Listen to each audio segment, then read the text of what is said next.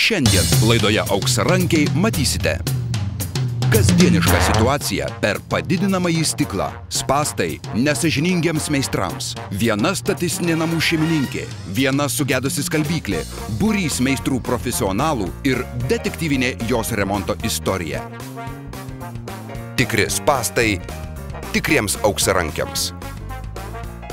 Visuomenės budrumo testas arba gatvėje pamesta piniginė. Visračiai, spynos ir ilgapirščių gudrybės. Eksperto komentaras.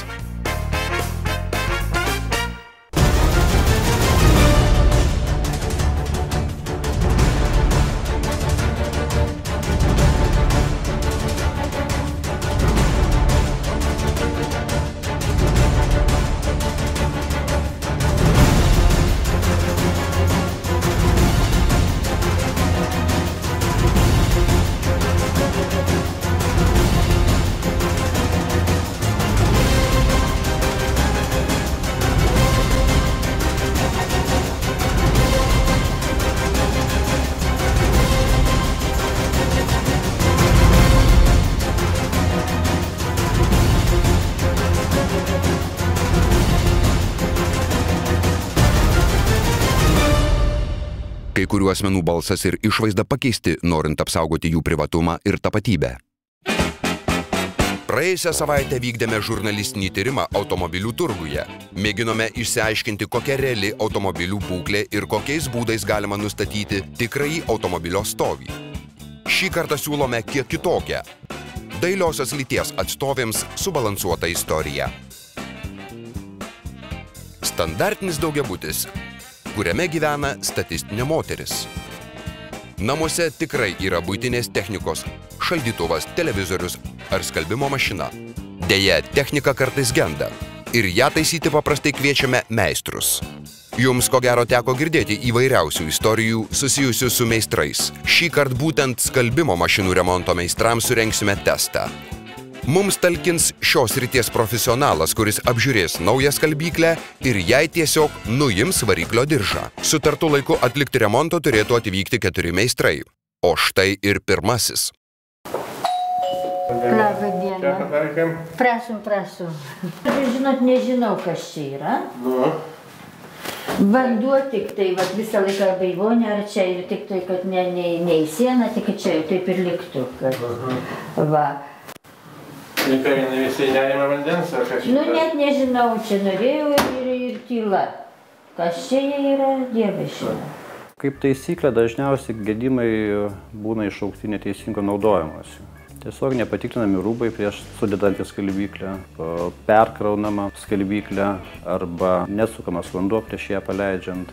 Na, tarkim, sudėjot rūbus, o ten kišenėse liko monetos, kurios skalbimo metu iškrito, užkimšo arba vandens išpylimo sistemą, arba patį išpylimo siurbliuką, ko pasiekoje jisai sudegė. Na ir tarkim, tokiu atveju jūs jau turite papildomas išlaidas mašinos remontui. Bet aš norėčiau jūs palikti kokie ten 10 minučių, ar sutinkat? Tai kodėl dabar norit pabėgti? Meistras 10 minučių paliekamas vienas, mat buto šeimininkė keliauja į vaistinę. Pasitikiu aš. Na tai, bet žinokit, kad nebus pretensijų paskui, žinokit. Nu tai nebus, tai šitą sakinsiu. Nenoriu. O jeigu man reikės išeiti, o jūs pamiršite? Ne, čia mano viskas, tai ar ne? Nu, palaukit, nežiūrėsim, čia atrodo. Nu, aš labai greitai. Nu tai kol kas. Jeigu galit dar palaukti, minučių, man atrodo, šia viskas bus labai greitas. Nu, arba bėgit tada visai. Nu tai gerai. Yra porą kartų tekę būti tokioje situacijoje, tiesiog būti iškviestam po to, kai buvo iškviestas pirmas meistras, po to buvau iškviestas aš. Na ir dėl kompetencijos tokios, arba tiesiog dėl nevisiškai sąžiningo požiūrio savo darbą, buvo nekokybiškai suteikta paslauga klientui. Žmogus tiesiog turėjo 2 kartus sumokėti prieš tai buvusiam meistrui, po to sumokėti už paslaugą ir bei pakeistą detalę man. Netrukus buto šeimininkė grįžta namo, o meistras skuba nudžiuginti užsakovę dėl sėkmingai atlikto remonto. Pamenate, nuimtas tik skalbyklės diržas. Taip, vaikumėlis, tai kiek čia aš jums skolingas? Na, Bus 70 litrų. Šita suma, kurią įsivardino, jinai yra reali. Ir ją buvo galima paprašyti, mano supratimu, vienu už atvažiavimą, bei diržo grąžinimą į vietą. Buvo kontaktas nudegęs ir buvo ten variklių kaladėlė. Kažkur tai ten padegusi tokias tavaliau. Kas dirba dar? Nu tai stebuklis ir dar taip greitai. Taigi, jeigu mūsų neapgauna klausa, meistras per 10 minučių uždėjo ne tik diržą, bet dar ir pakeitė kaladėles ir nudegusius kontaktus. Įdomu, kokias kaladėles ir kokius kontaktus. Eksperto komentaras. Nebuvo verta įsigalvoti kažkokių papildomų gedimų vien tam, kad motyvuoti va šitą sumą. Meistras išeidamas turėtų jums palikti, jeigu buvo keista sugedusi detalė. Na ir būtų idealu, jeigu meistras ir parodytų, kurioje vietoje detalė buvo pakeista, kaip atrodo nauja detalė pakeista. Žinoma, būtina ir šiaip ir meistras pats turėtų neprašomas jums suteikti garantiją savo darbui, detalės keitimui. Jeigu yra galimybė, visada, mano galva, geriausia klausinėti draugų, pažįstamų, kaimynų, bendradarbių, kad jie parekomenduotų žmonės, kurie jiems taisė ir kurių paslaugom jie liko patenkinti. Jeigu tokios galimybės nėra, tokiu atveju tada jūs jau imate skelbimo laikraštį, ieškote informacijos internete. Aišku, būtų gerai, kad jūs prieš sutardami su meistru pasiskambintumėte keliems meistrams, pasiklausinėtumėte bent jau apie kainas, paklaustumėte apie terminus, per kiek jie gali pas jūs atvykti. Klausdami kainos, būtent pabrėžkite tai, koks minimalus meistro iškvietimo tarifas. Tada jūs turėsite bendrą supratimą, kiek jums galėtų kainuoti jūsų paslauga šitą meistrą. Na, gal ir nelabai didelė suktybė, tačiau šis atvejis tik įrodo, kad nesuprantančiam klientui kartais atvirai pučiami arabai, norint padidinti darbų sąmatą. Netrukus turi atvykti kitas meistras. Patikrinsime, ar tai dėsningumas, ar tik atsitiktinumas. Čia šį kartą rengsime visuomenės jautrumo testą. Tai yra, mėginsime sužinoti, per kiek laiko ir kaip į įvairius nusikaltimus ar situacijas reaguoja gatve einantys piliečiai. Situacija be kita ko gana nemaloni. Mes pamesime piniginę ir mėginsime pasekti jos kelią.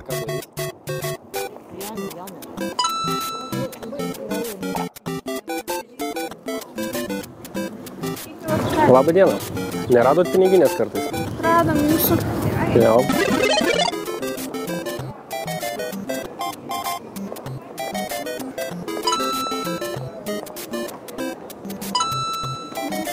Ačiū labai.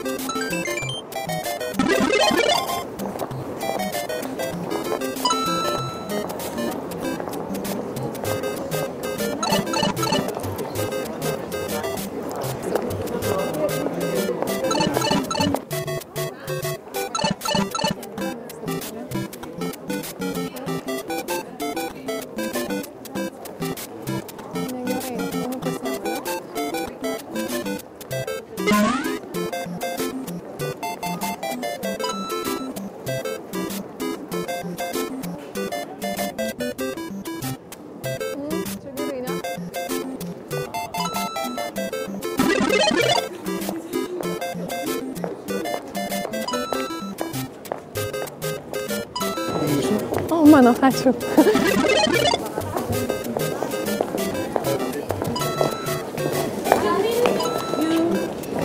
Oh, thanks.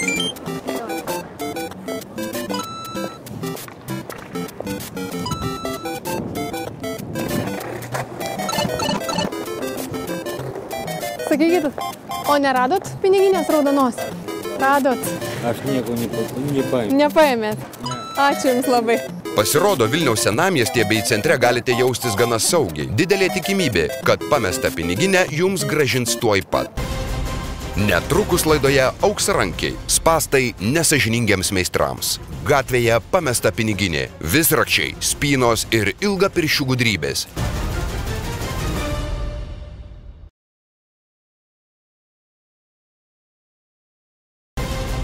Netrukus laidoje Auksarankiai. Spąstai nesąžiningiems meistrams. Gatvėje pamesta piniginė, visrakčiai, spynos ir ilgapirščių gudrybės.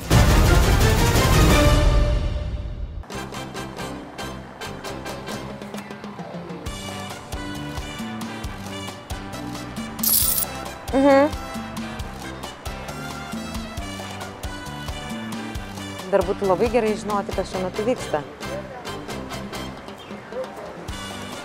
Oi. Oi, ačiū labai, labai. Nu, kad neduriu, žinokit. O dažnai randat piniginės? Ne, nu pastavę dabar iškrito. O šiaip dažnai randat? Tai dažnai iškrenta žmonėm? Nedažnai? Pirmas kartas. Nu va, bet labai ačiū, kad atidavėt. Gerai, dėkui.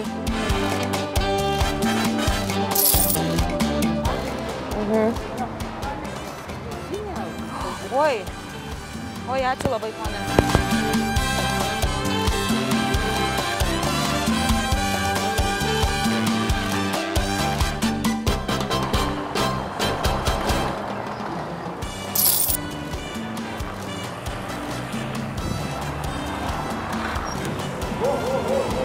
Aha.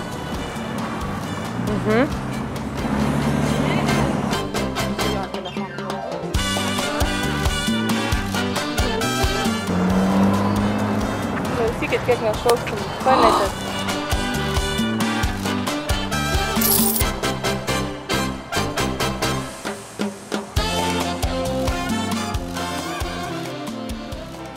Oi, ačiū labai. Labai dėkoju.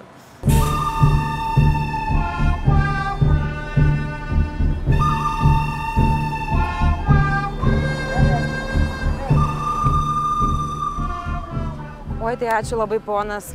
Labai dėkoju. Dažnai randat? Dažnai randat? Ne, jūs dabar. O šiaip dažnai randat? Taip, atiduoju. Visada atiduodat? O sąžiningas žmogus, ačiū labai.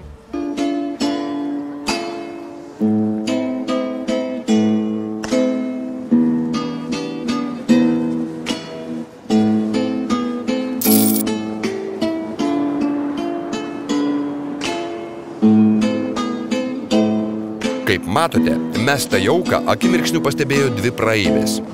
Gaila, tačiau jų elgesys buvo visiškai priešingas tam, kurį mes matėme Vilniaus centre. Oi, atsiprašau, o neradot piniginės, mama? Tikrai neradot? O gal raudonos spalvos? Ne. Tikrai niekaip? O jeigu mes pasakytumėm, kad mes ką tik nufilmavom jūs? Mane? Nu, kad kaip jūs paėmėt piniginę? Aš paėmiau, nieko. Bet mes turim, žinokit, įrodymą. Paėmiau. Atsiprašau. O dažnai tai būna? Nedažnai? Pirmą kartą. Grįžkim prie meistrų istorijos. Nebuvo verta išsigalvoti kažkokių papildomų gedimų vien tam, kad motyvuot va šitą sumą. Beje, antrasis meistras sutartų laiku taip ir neatvyko.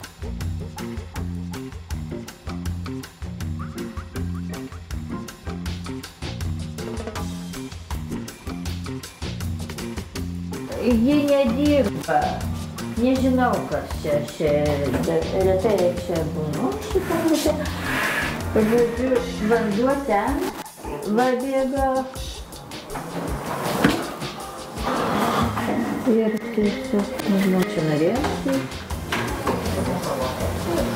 Labai dažnai vartotojui iškyla klausimas, kaip perkraus nesuvaidinti skalbiamosios mašinos, nes vartotojiškoje instrukcijoje būna parašytas kiekis skalbinių, kurį galima skalbti konkrečių skalbiklės modeliu. Praktiškai, iš praktikos patogiausia vis dėlto nesverti svarstyklėmis pasiėmus skalbinius, o tiesiog žiūrėti pagal tūrinį matavimą.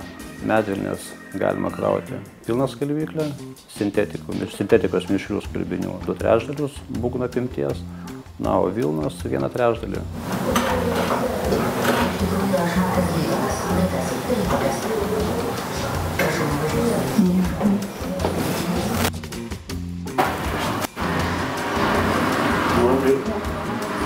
Suveikit. Tai taip staigiai pataisit? Aš nieko nedariau, tai jūs jau. Kažkas vis dėlto yra. Aha, variklis po būna nesisukas.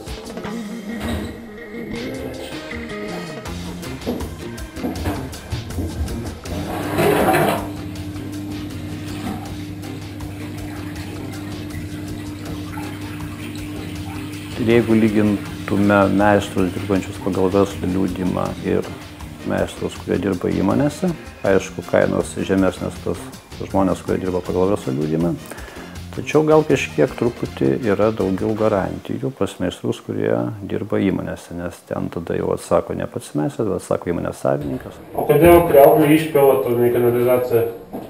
Žinot, net negaliu atsakyti šitą klausimą. Gal taip norėjau, gal kitame šiandien. O kam šitą kanalį pridengti, kas čia dar norėjo?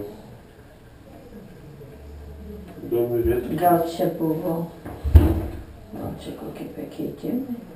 Ai, čia gal boilerį norėjo šitą vandens šildytuvo kabinti. Mama gali būti. Tas gerai.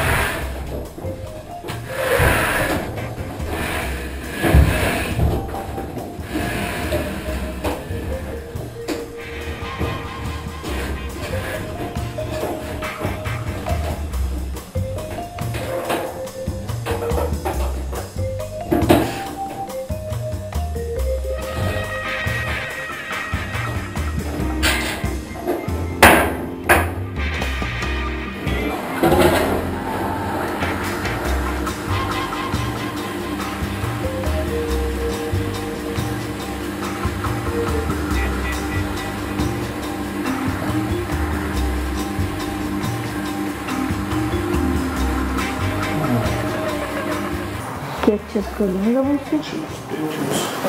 Kiek? 180 darbas, 25 transportas. Kiek daug? Pas mus čia minimalus taisymas. Kaip sakėt? Čia minimalus taisymas. Jo. Pas mus minimali kaina taisymas 180 litrų. Tiesa, suma yra didesnė nei pirmojo meistro, kuris poniai šiek tiek primelavo. Tikriausiai šitas meistras buvo iš įmonės, nes įmonės meistrų įkainiai nuo meistrų dirbančių pagal verslą liudijimą skiriasi 1,5–2 kartus. Minimalus remonto mokestis. Dar vienas magiškas žodžių junginys rėkiantis, kad jums teks paploninti piniginę. Belieka sulaukti trečiojo meistro.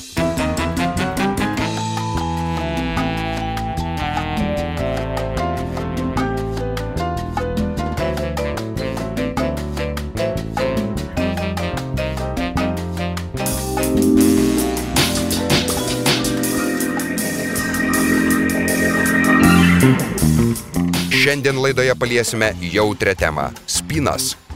Šis įtaisas skirtas apsaugoti nuosavybę nuo pašalinių žmonių ir jau nuo seno tapo viso pasaulio sukčių ir plėšikų taikiniu.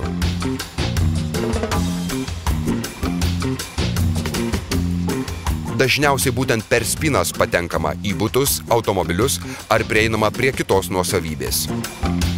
Šaltuoju metų laiku taikiniais Lietuvoje tampa vienkiemiai, sodai, sodybos ir kiti panašaus tipo statiniai.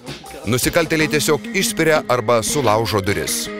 Mieste retai kada braunamasi tokiu grubiu būdu, nes triukšmas gali privilioti kaimynus ir susilaukti papildomo dėmesio. Pažvelkite patys, per kiek sekundžių įgudusi ranka gali įveikti spyną.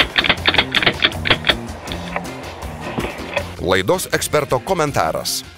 Neatrakinamų spynų nėra, viską apibrėžia tik tai laikas. Laikas, per kurį galima įveikti spynas. Ir tas laikas susideda iš to, kiek yra papildomai apsaugų uždėta ant spynų, kaip lengvai yra įveikiamas jų korpusas, arba, sakykime, per kiek laiko galima prieiti prie eurocilindrų. Ar tos apsaugos trukdo nulaužti cilindrą, ar jos trukdo pragręžti cilindrą. Viskas susiveda tik į tai. Kiekvienas save gerbiantis ilgapirštis tikrai turi ne vieną ir net ne du visrakščius ir įvairių įtaisų komplektus. Štai vienas iš jų – spyruoklinis visraktis. Naudojant tokį aparatą įgudusi ranka spyną įveikia per keletą akimirkų.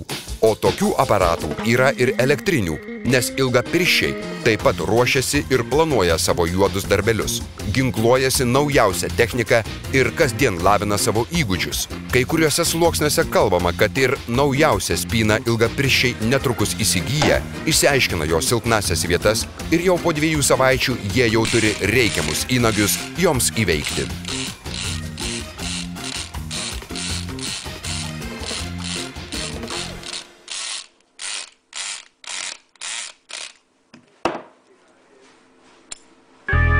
Iš mūsų praktikos, kiek mes draugavome su kriminalistais, kiek dalyvavome apžiūrose po vagysčių, tai yra labai paprastas elementarus įrankis, rankinė drėlė, kuri turi grąžtą specialiai tam paruoštą, tyliai ramiai, be jokio garso yra pragręžiama tam tikra vieta durų, tuo pačiu ir spina, ir per tą vietą yra atrakinama spina. Durų pragręžimas, manau, trunka maksimum gal kokias kelias minutės. Toliau visas darbas susiveda į atrakinimą pačios spinos. Prieima prie tam tikro mechanizmo, reikia turėti, aišku, spec tam tikrų įrankių ir žinių. Netrukus laidoje Auksarankiai. Spąstai nesąžiningiems meistrams.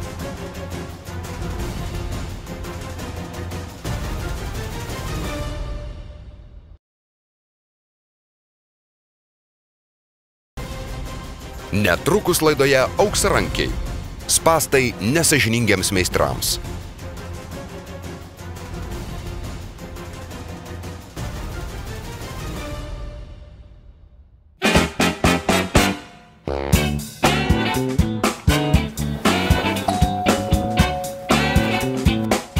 Pagaliau į statistinį butą atvyko trečiasis meistras. Prašom, meistras, taip? Dabar turim skalbimo mašiną ir jinai tyli, nenori dirbti. Taip. Nu, nežinau, aš tiesiog tyla. Gal jūs ką nors suprasit? Prašau. Čia, žinot, vanduo į čia, reiškia jau nieko ne. Taip.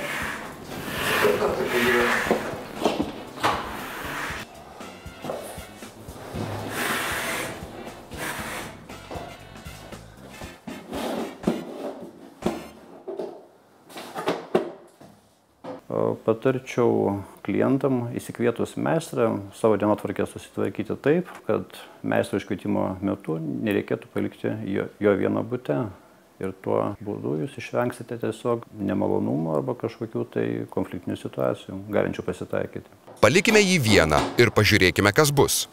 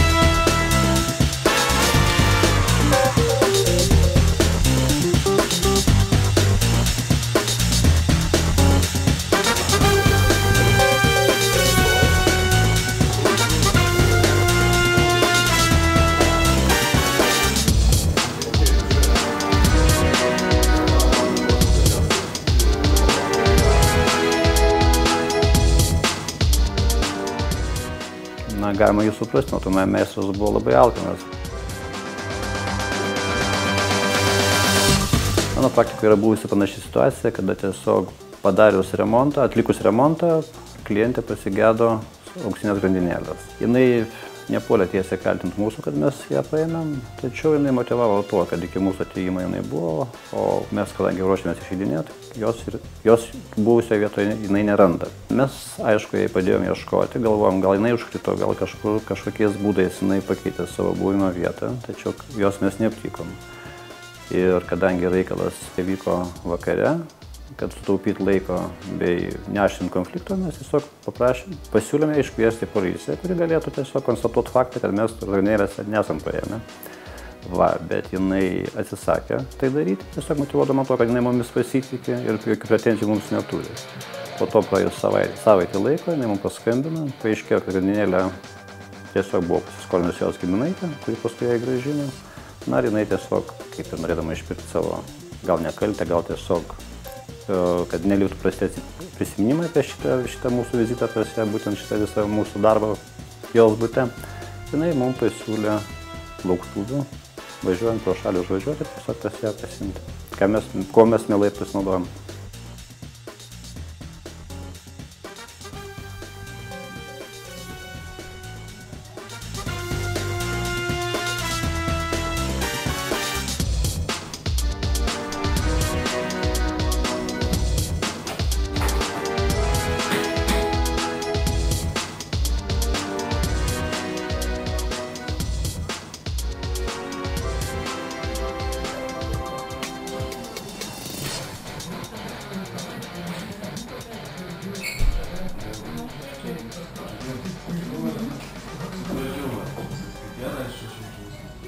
Kiek prašote pinigėlių? Tai ten nieko baisaus nebuvo, tai 50 atvažiavo.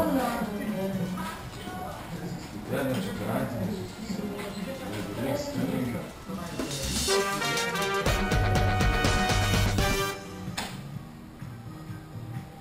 Visuomenės pilietiškumo testai ir spąstai sukčiams. Kaip atpažinti vykstantį nusikaltimą ir kaip netapti sukčio auka. Tiesa apie melą, kurį galima išmatuoti.